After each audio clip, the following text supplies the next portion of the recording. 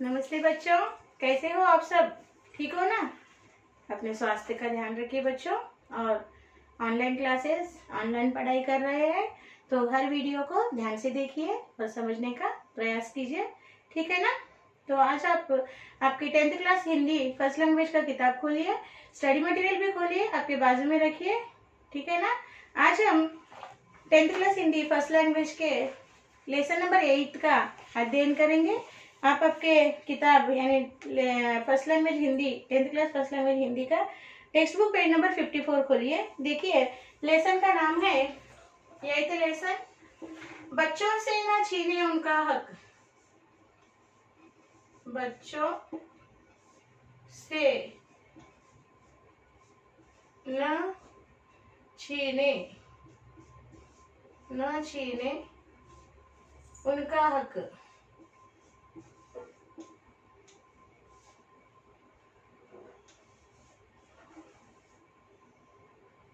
उनका हक यानी अधिकार, बच्चों से न छीने उनका हक यानी राइट, अधिकार। इस पाठ का हम अध्ययन करेंगे और इस पाठ के यही एक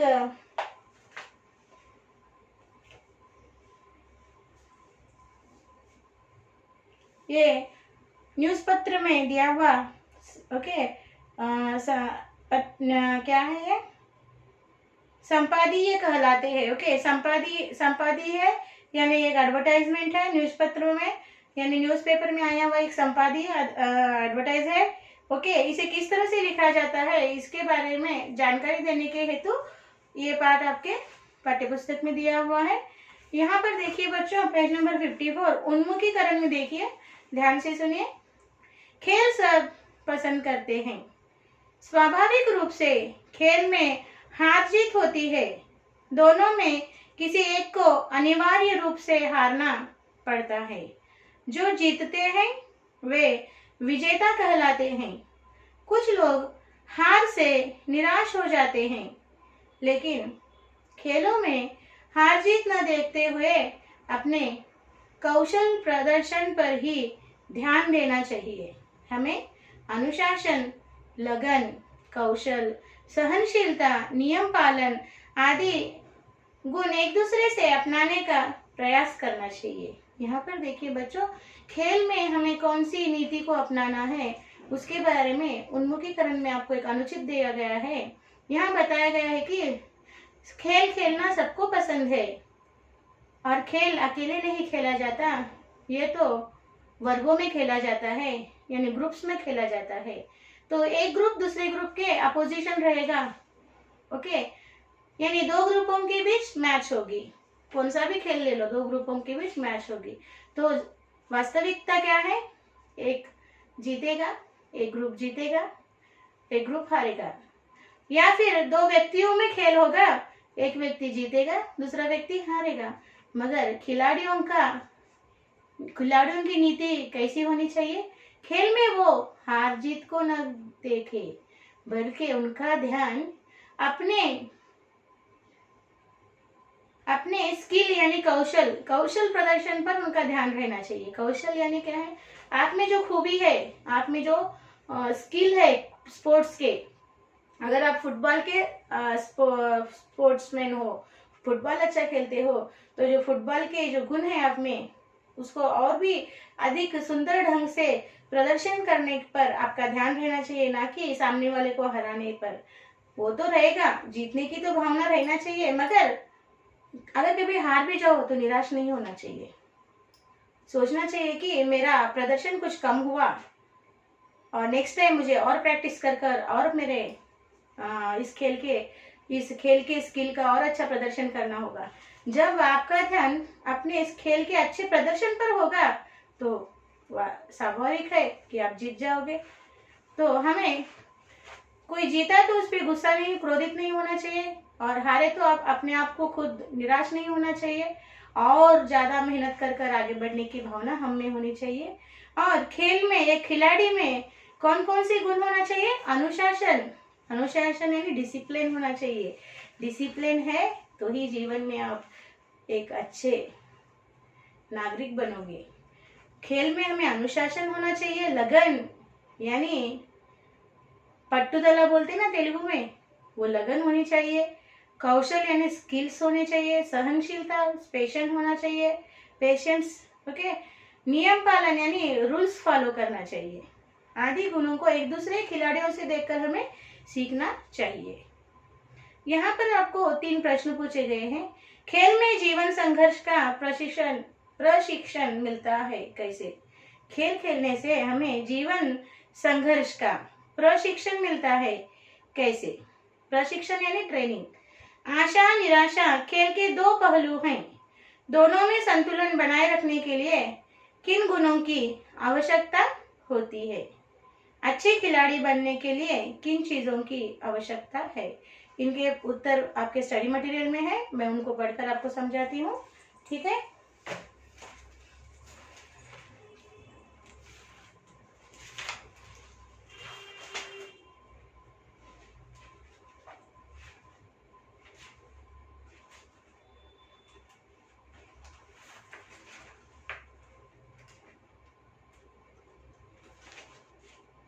देखिए, खेल में जीवन संघर्ष का प्रशिक्षण मिलता है कैसे? Study material page number 107, 107। उत्तर इस तरह दिया हुआ है। सृष्टि में मानव जीवन अद्भुत है। यह जीवन एक कुरुक्षेत्र के समान है। मानव जीवन नित्य अनेक समस्याओं से संघर्ष करता रहता है। मानव जीवन को मैदान में खेलने से तुलना कर सकते हैं। स्वाभाविक रूप से खेल में हार जीत तो होती रहती है। खेल में जीतने वाला संतोष से रहता है। खेल में हार जाने वाला दुख से रहता है। खेल में हारने पर निराश न होकर अपना प्रदर्शन पर ध्यान देना चाहिए। खेल में जीतना मुख्य विषय नहीं होता है, खेल में भाग लेना ही अत्यंत मुख्य है। इन बातों से हमें मालूम होता है कि खेलों से हमें जीवन का संघर्ष यानी संघर्ष का प्रशिक्षण मिलता है, ट्रेनिंग मिलता है। देखिए, जीवन में हमेशा रोज नित्य नियम तो रोजाना कुछ ना कुछ समस्याएं आते ही है। समस्याओं को देखकर हमें निराश नहीं होना है, बल्कि इन समस्याओं से हम किस तरह से बाहर निकल सकते हैं उसका रास्ता खोजकर हमें इन समस्याओं पर विजय पाना है। समस्याओं से बाहर आकर अपनी प्रगति करना है और सुखों को पाना है। यह प्रशिक्षण आपको खेल से ही मिलता है, क्योंकि खेल में हार जीत होती है, एक हारता है एक जीतता है। मगर हारने वाला व्यक्ति दुखी नहीं होना चाहिए, और ज्यादा मेहनत कर आगे बढ़कर सुखों को हासिल करने का प्रयास करना चाहिए। अपना खेल प्रदर्शन पर उसका अधिक ध्यान होना चाहिए, ना कि जीत पर। जब ऐसी भावना भूमिका आप अपनाओगे तो जीवन के सुख दुखों पर भी निराश न होकर आप उन पर भी विजय पा सकते हो। इसलिए यह कहा गया है कि खेल से जीवन संघर्ष का प्रशिक्षण मिलता है। सेकंड क्वेश्चन देखिए, आशा निराशा खेल के 2 पहलू हैं। दोनों में संतुलन बनाए रखने के लिए किन गुणों की आवश्यकता होती है? उत्तर देखिए, खेल सब पसंद करते हैं। आशा निराशा खेल के 2 पहलू हैं। इन दोनों में संतुलन बनाए रखना जरूरी है। खेल में हार और जीत तो हो ही जाती है। खेल हार जाने पर निराश न होना चाहिए। खेल में अपना कौशल प्रदर्शन पर ही ध्यान देना चाहिए। हमें अनुशासन, लगन, कौशल, सहनशीलता, नियम पालन आदि गुण अपनाना चाहिए। खिलाड़ी जीतने वालों पर ईर्ष्या नहीं करना चाहिए, उनका प्रोत्साहन और प्रेरणा स्वीकार करना चाहिए। इस तरह से इस प्रश्न का आपको उत्तर लिखना है बच्चों। ठीक है, एक बार फिर से आप ध्यान से इन सभी प्रश्नों को पढ़िए, समझिए और इन प्रश्नों के उत्तर अपने स्वयं वाक्यों में लिखने का प्रयास कीजिए। ठीक है ना। अभी हम इस पाठ के इस पाठ के उद्देश्य के बारे में जानेंगे। क्यों ये पाठ आपके 10वीं के पाठ्यक्रम में टेक्स्ट बुक में दिया गया है, इसके पीछे इनका क्या एम यानी क्या उद्देश्य है देखेंगे। समाचार पत्रों में जो लेख लिखे जाते हैं उनकी भाषा शैली से छात्रों को परिचित कराना, ताकि वह समाचार पत्रों के लेख पढ़कर अर्थ ग्रहण कर सके और स्वलेख लिखने के लिए प्रेरित हो, साथ ही साथ खेल के महत्व को भी समझ सके, यही इस पाठ का उद्देश्य है।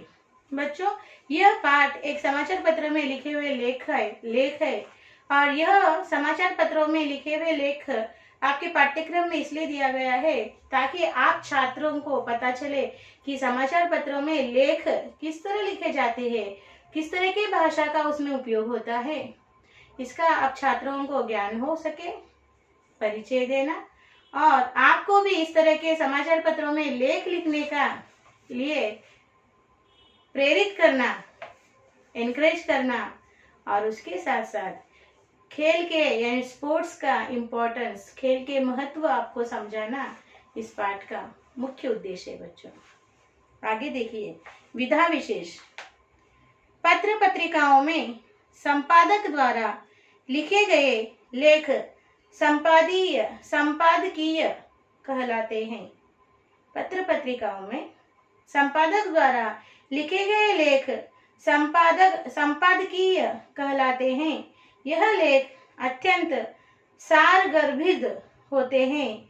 इनमें पत्र पत्रिका के मुख्य अंश या समकालीन संदर्भ पर लेख होते हैं। देखिए, पत्र पत्रिकाओं में यानी न्यूज़पेपर में, मैगजीन्स में जो लेख लिखे जाते हैं उन्हें संपादकीय कहते हैं और ये सार गर्भित होते हैं। इसका अर्थ क्या है? सार यानी अर्थ, गर्भित यानी भरे। गर्भित का अर्थ है पेट में, ओके, गर्भ की धारणा किए हुए। जो औरत अपने पेट में बच्चे को, अपने गर्भ में बच्चे को, गर्भ यानी पेट, उधर पेट में, यानी सार गर्भित यानी अर्थ से भरे हुए, अर्थ से गर्भ, उनके गर्भ में अर्थ भरा हुआ होता है, इसीलिए उन्हें सार गर्भित कहते हैं। ऐसे लेख सार गर्भित होते हैं, बहुत सा अर्थ छुपा होता है उनमें। और इनमें पत्र पत्रिका के मुख्य अंश या समकालीन संदर्भ पर लेख होते हैं। इसमें पत्र पत्रिकाओं के अंश होते हैं या आज समकालीन यानी करंट इवेंट्स, आज हमारे समाज में क्या चल रहा है उसी पर, उस घटना पर भी लेख लिखे जाते हैं। समकालीन आज के समाज की गतिविधियों पर भी लेख लिखे जाते हैं, उसके बारे में बताया जाता है। समझ में आ गया बच्चों? यहाँ तक एक बार उद्देश्य और विधा विशेष शांति से साइलेंट रीडिंग कीजिए, फिर हम अगले भाग की ओर बढ़ेंगे। ओके,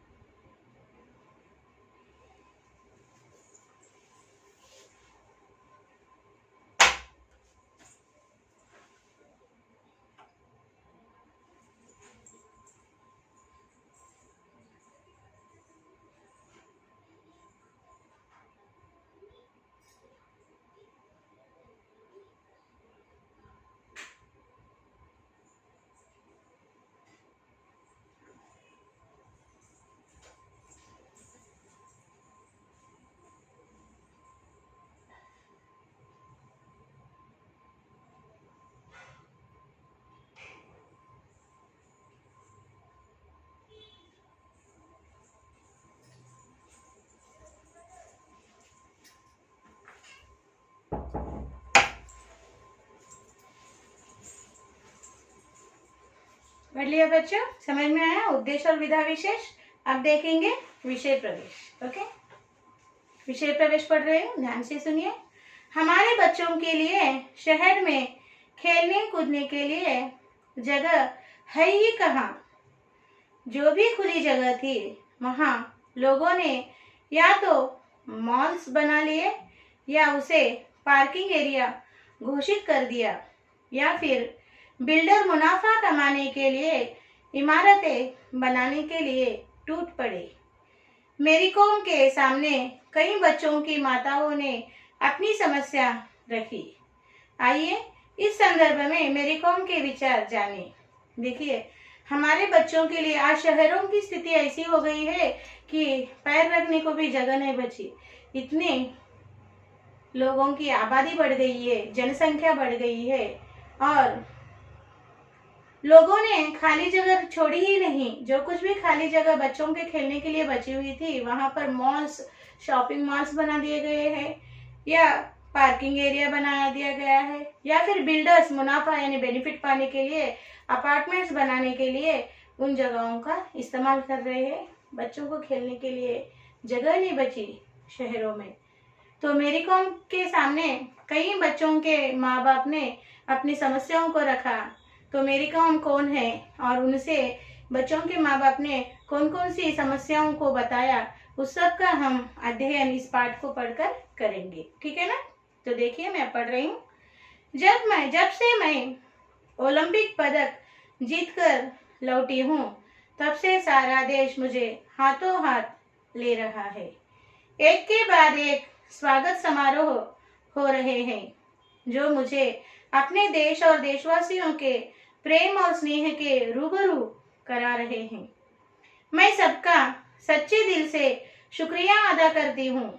मेरे साथ कुछ अन्य एथलीटों ने भी ओलंपिक में पदक जीते। इसके अलावा ओलंपिक में गए सभी भारतीयों ने अपना सर्वोत्तम प्रदर्शन करने की कोशिश की, भले ही उन्हें सफलता मिली हो या न हो।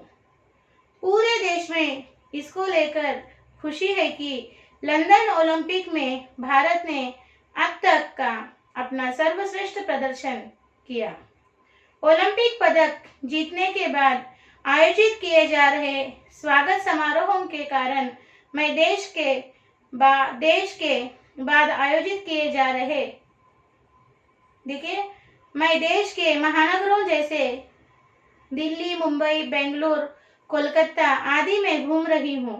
इन महानगरों में पहुंचकर दिल बैठ सा जाता है, क्योंकि मैं भारत के जिस क्षेत्र से आती हूँ वहाँ तो खुली जगहों की कोई कमी नहीं है और प्रकृति के साथ नाता जोड़ने के अवसरों का भी कोई अभाव नहीं है। लेकिन इन महानगरों में मैंने देखी ऊंची ऊंची इमारतें, तंग गलियां, प्रदूषित जलवायु और बड़ी ही मुश्किल से दिखाई देने वाले खुले मैदान और स्थान। इन महानगरों में मुझे ज्यादातर मिला लगभग दम घोट देने वाला माहौल, जहां हम जैसे खुले खुले स्थानों से आने वालों के लिए सांस तक लेना मुश्किल हो जाता है। देखिए मेरी कॉम ओलंपिक में पदक जीत कर लौटी, यानी मेरी कॉम ने ओलंपिक का पदक जीता और अपने भारत देश का नाम रोशन किया। एथलेटिक है वो, और उसने ओलंपिक में एथलेट्स में भारत के लिए पदक जीता, इसलिए सारे भारत में उसका सम्मान हो रहा है। सम्मान समारोह आयोजित कर मेरी कॉम को बुलाकर उसके अनुभवों को अन्य लोगों को बताने के लिए कहा जा रहा है और उसको एनकरेज किया जा रहा है कि हमारे भारत देश के लिए तुमने ओलंपिक में भाग लेकर पदक जीता और हमारे देश का नाम रोशन किया। इस तरह सब भारतवासी उसे खूब प्यार सम्मान दे रहे हैं, उसका आदर सत्कार कर रहे हैं। और जब मेरी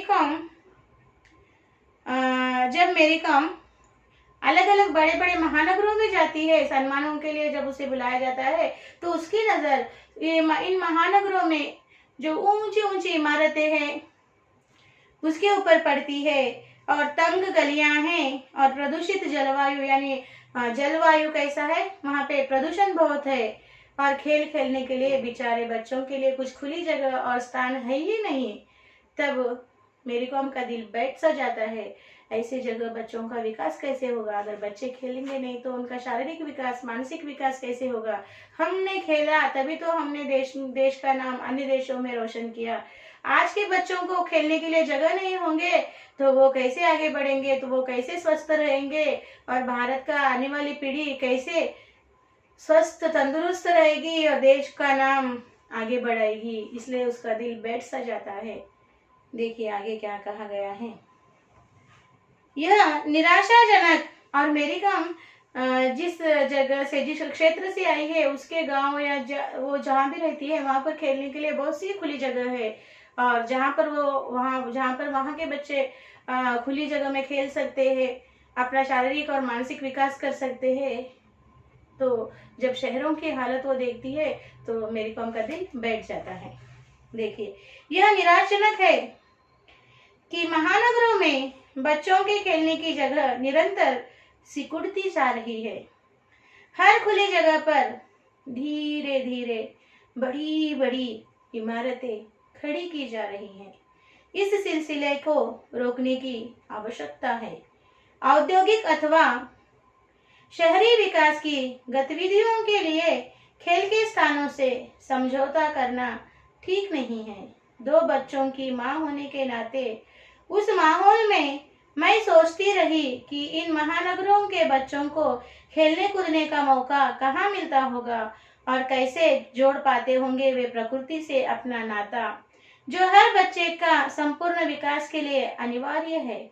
बचपन का तो नाम ही होता है उछल कूद, धमा चौकड़ी मचाना, ताकि बच्चों में जो ढेर सारी ऊर्जा होती है उसका सही इस्तेमाल करके उनका सही शारीरिक विकास हो पाए।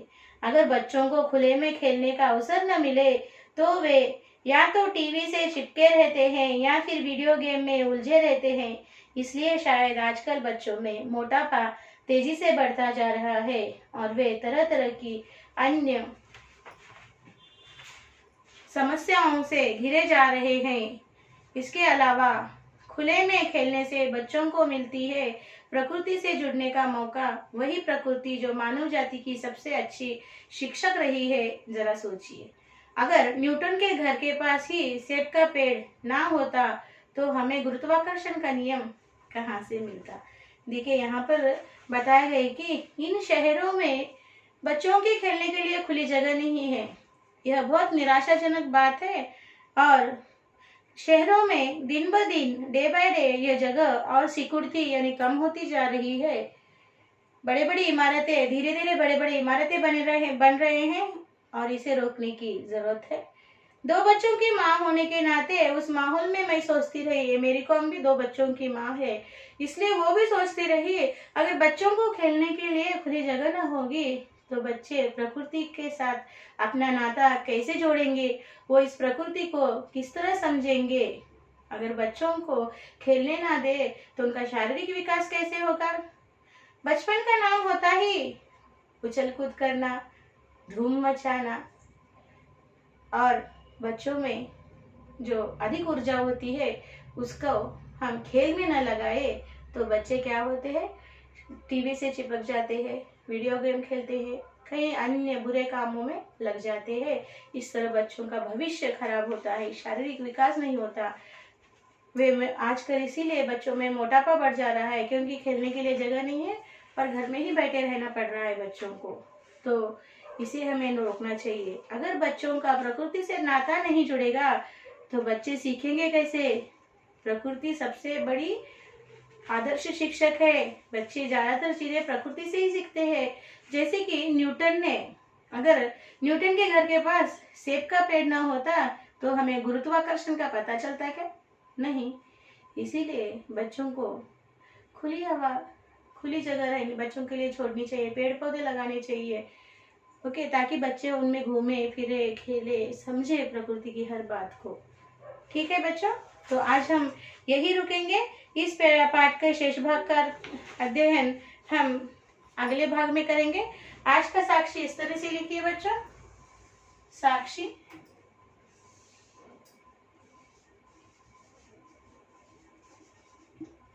सब्जेक्ट लिखिए हिंदी, फर्स्ट लैंग्वेज। क्लास लिखिए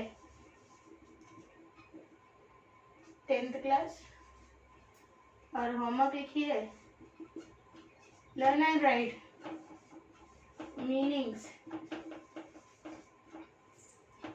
फ्रॉम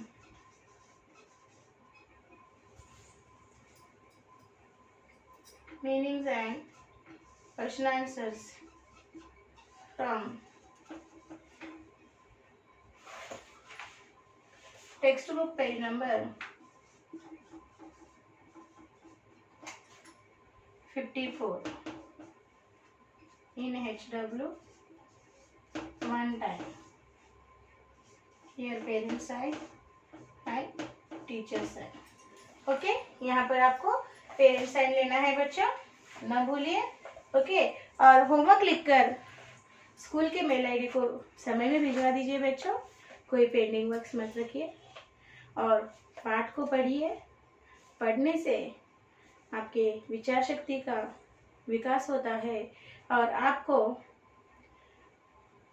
प्रश्नोत्तर लिखते समय आप प्रश्नों के उत्तर स्वयं वाक्य में लिख पाओगे जब आपको पाठ का विषय समझ में आएगा। इसलिए पढ़ना बहुत ज़रूरी है। दिन में 2 बार एक पाठ पढ़िए, पढ़ने की आदत डालिए। ठीक है ना बच्चों? तो आज हम यही रुकेंगे। पार्ट 8 के शेष भाग का अध्ययन हम अगले सेशन में करेंगे। तब तक बच्चों धन्यवाद, बाय बाय।